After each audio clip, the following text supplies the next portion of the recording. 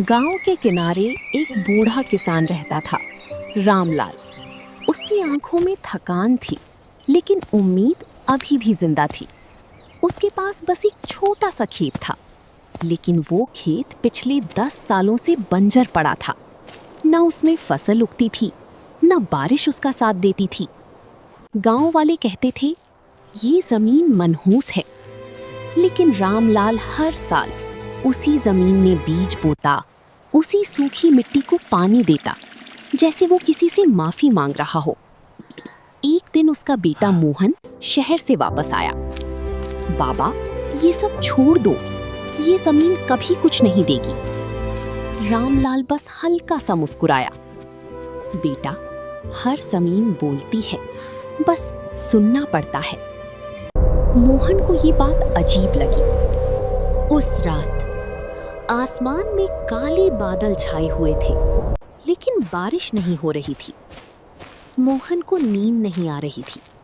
वो अकेले खेत की तरफ चला गया। अचानक उसे जमीन के अंदर से आवाज सुनाई दी, बचाओ। मोहन का दिल जोर से धड़कने लगा। कौन है वहां? आवाज फिर आई, मुझे बाहर निकालो। डरते डरते मोहन ने फावड़ा उठाया और खुदाई शुरू कर दी। कुछ देर बाद उसका फावड़ा किसी सख्त चीज से टकराया।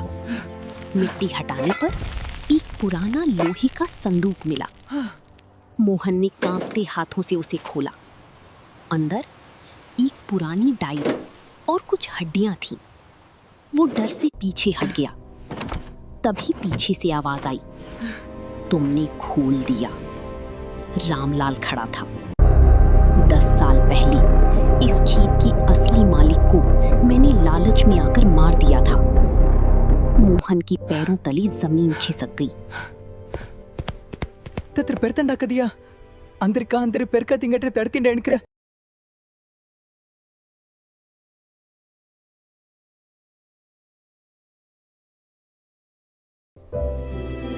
तभी से ये जमीन बंजर हो गई। मैं हर साल बीज इसलिए बोता था कि शायद उसकी आत्मा मुझे माफ कर दे। अचानक हवा तेज हो गई, बिजली चमकी, डायरी के पन्ने अपने आप खुलने लगे।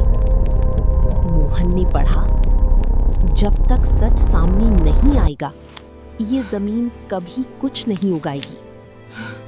रामलाल रोने लगा, मुझे माफ कर दो। और तभी 10 साल बाद पहली बार बारिश शुरू हुई।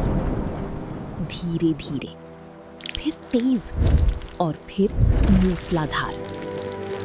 कुछ महीनों बाद वही जमीन हरी भरी हो गई, लेकिन रामलाल अब वहां नहीं था। गांव वालों ने पूछा, वो कहाँ गया? मोहन ने बस इतना कहा, वो अपना कर्ज चुकाकर चला गया। और आज भी हर बारिश की रात उस खेत से रोने की आवाज आती है।